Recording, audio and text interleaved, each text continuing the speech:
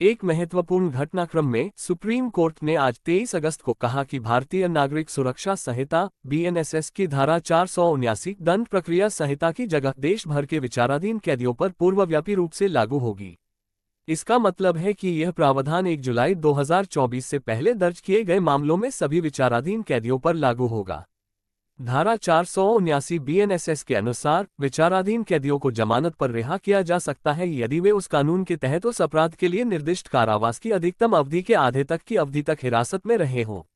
धारा 479 बीएनएसएस के प्रावधान में पहली बार अपराध करने वालों जिन्हें पहले कभी किसी अपराध के लिए दोषी नहीं ठहराया गया है के लिए एक नई छूट दी गई है। प्रावधान के अनुसार उन्हें रिहा किया जाएगा यदि वे उस अपराध के लिए निर्धारित अधिकतम अवधि के 1/3 तक की अवधि तक हिरासत में रहे हों। तुलनात्मक रूप से दंड प्रक्रिया संहिता की धारा 436 सीआरपीसी के संगत प्रावधान के तहत निर्धारित समय अधिकतम अवधि का आधा था। इस संबंध में न्यायमूर्ति हिमा कोहली और संदीप मेहता की पीठ ने देश भर की जेलों के अधीक्षकों से कहा कि वे जहां आरोपी व्यक्ति हिरासत में हैं, हिरासत की अधिकतम अवधि पूरी होने पर संबंधित अदालतों के माध्यम से उनके आवेदनों पर कार्रवाई करें।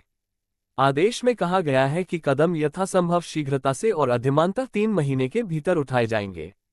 पीठ भारत में जेलों में भीड़भाड़ के मुद्दे को संबोधित करने के लिए शुरू की गई एक जनहित याचिका पर सुनवाई कर रही थी। इससे पहले वरिष्ठ अधिवक्ता गौरव अग्रवाल ने प्रस्तुत किया था कि यदि उक्त प्रावधान को अक्षरशः लागू किया जाता है तो इससे जेलों में भीड़भाड़ को दूर करने में मदद मिलेगी। इस पृष्ठभूमि में न्यायालय ने पूछा कि क्या अधिनियम का पूर्वव्यापी प्रभाव होगा। अतिरिक्त सॉलिसिटर जनरल ऐश्वर्या भाटी ने न्यायालय से कुछ समय मांगा था। इस प्रकार मामले को स्थगित कर दिया गया और सूचीबद्ध किया गया। कार्यवाही की शुरुआत में एएसजी ने कहा, मुझे ये रिपोर्ट करते हुए खुशी हो रही है कि भारत संघ का भी यह मानना है कि प्रावधानों को पूर्ण रूप से प्रभावी बनाया जाना चाहिए। इसे किसी भी विचाराधीन कैदी पर लागू किया जाना चाहिए जिसने कारावास की 1/3 अवधि पूरी कर ली है और तदनुसार विचार किया जाना चाहिए।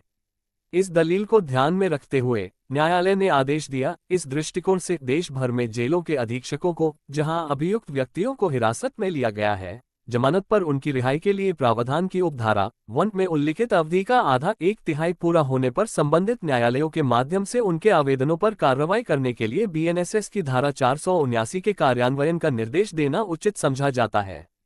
उक्त कदम यथासंभव शीघ्रता से और अधिमानतः 3 महीने के भीतर उठाए जाने चाहिए।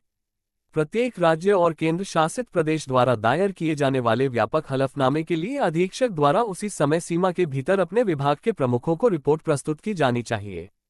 केस का शीर्षक 1382 कारागार में पुनः अमानवीय स्थितियां बनाम कारागार एवं सुधार सेवाएं महानिदेशक एवं अन्य WP सीट संख्या 406/2013।